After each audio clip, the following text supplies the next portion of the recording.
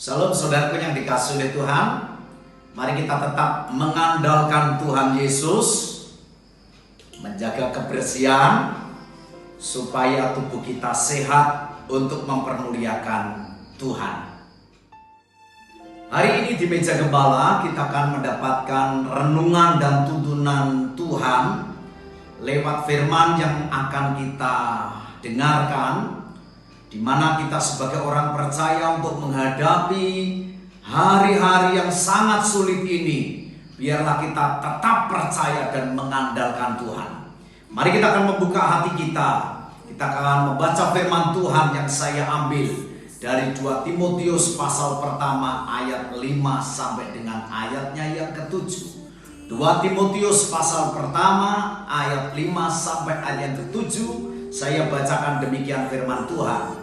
Sebab aku teringat akan imanmu yang tulus ikhlas, yaitu iman yang pertama-tama hidup di dalam nenekmu Lois dan di dalam ibumu Eunike, dan yang aku yakin hidup juga di dalam dirimu. Karena itulah kuperingatkan engkau untuk mengobarkan karunia Allah yang ada padamu oleh penumpangan tanganku atasmu. Ayat 7.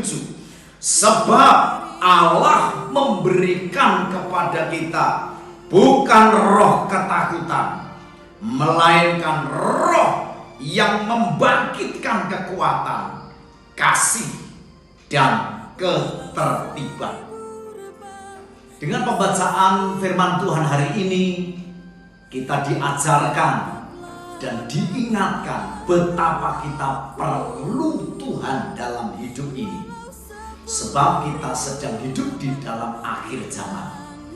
Itulah sebabnya Rasul Paulus sedang menulis surat untuk anak didiknya, yaitu Timotius, yang sedang mengalami ketakutan.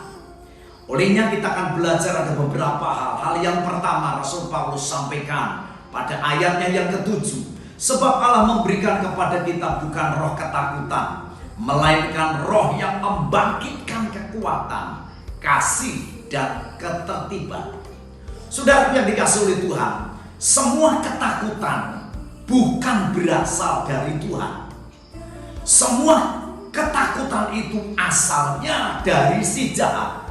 Tuhan tidak pernah memberikan rasa takut, tapi Tuhan memberikan roh keberanian, roh yang memerdekakan, roh kekuatan, roh kasih, dan ketertiban.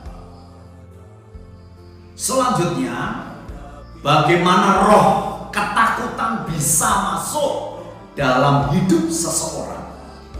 Rasul Paulus menegaskan pada ayatnya yang ke-6 demikian. Karena itulah kuperingatkan engkau untuk mengobarkan karunia Allah yang ada padamu oleh penumpangan tanganku atasmu. Hal inilah Timotius sedang ada di tengah-tengah, di antara dia mengobarkan karunia Allah dan di sisi lain dia mengalami kekhawatiran. Dia ada di persimpangan jalan. Kalau hatimu mengalami kekhawatiran, maka roh yang masuk itu adalah roh ketakutan. Tapi kalau hatimu condong untuk mengobarkan karunia Allah, yaitu iman, maka roh keberanian itu ada dalam hidup saudara. Jadi ketakutan itu seperti virus yang merusak dan mematikan seseorang. Roh ketakutan ini bisa menular kepada yang lain. Oleh sebab itu, untuk hari ini saya merindukan hidupmu jangan menyebarkan roh ketakutan kepada keluargamu, kepada suami, kepada istri, kepada anak-anakmu. Tapi engkau harus mengobarkan karunia Allah, yaitu mengimpartasikan iman yang ada di dalammu.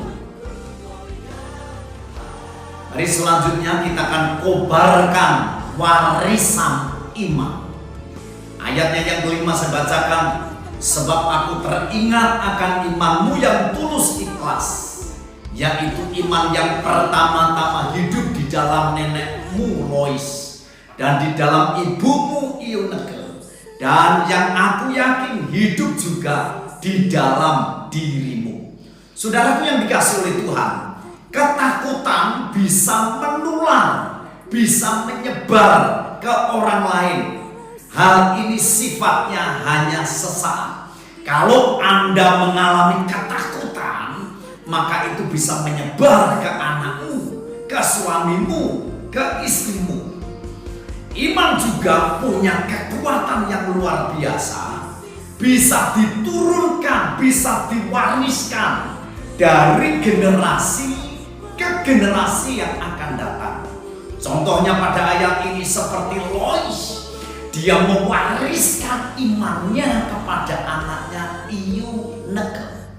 Eunike dia mewariskan iman kepada anaknya Timotius. Demikian pula pada perjanjian lama, Abraham sebagai bapak orang beriman, dia mewariskan imannya kepada anaknya Ishak.